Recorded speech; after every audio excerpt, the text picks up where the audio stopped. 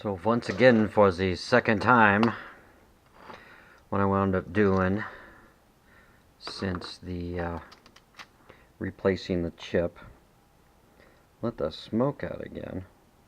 It did not like that. I went ahead and pulled that driver board out.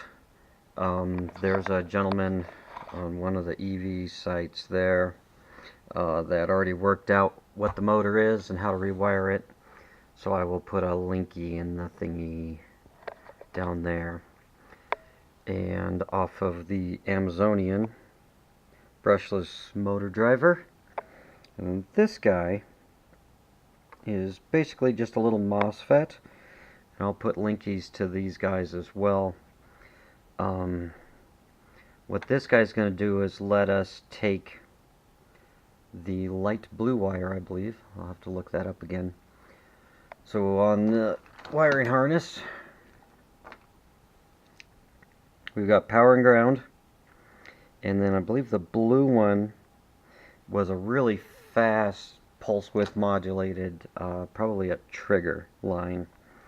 So we're going to use that into this little pin right here. There, that's almost focused. And that can take pulse width inputs to vary speeds. So all I want is fan spin. Nope! Woohoo! Got full speed. I think what I'm going to do next is remove this. This is like a reversing switch for the fan. And then we got this guy's little speed controller. I'm just going to put it up to fast all the way. Probably make us a little 3D printed housing thing for it and reinstall this guy. And I will probably go ahead and do the other fan too. So let's, I think next you'll see us trying to put this in and see if we can get fan spin. Well, here we are. It works. This whole thing only draws like slightly less than 2 amps. So here's the little MOSFET relay board and then the speed controller, and we'll probably just wrap that up and tuck that in.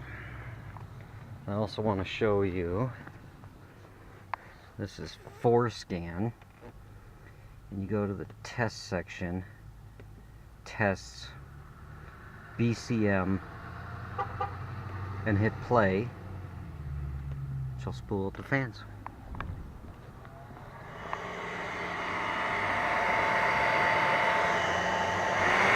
For some reason, that one's not kicking on all the time.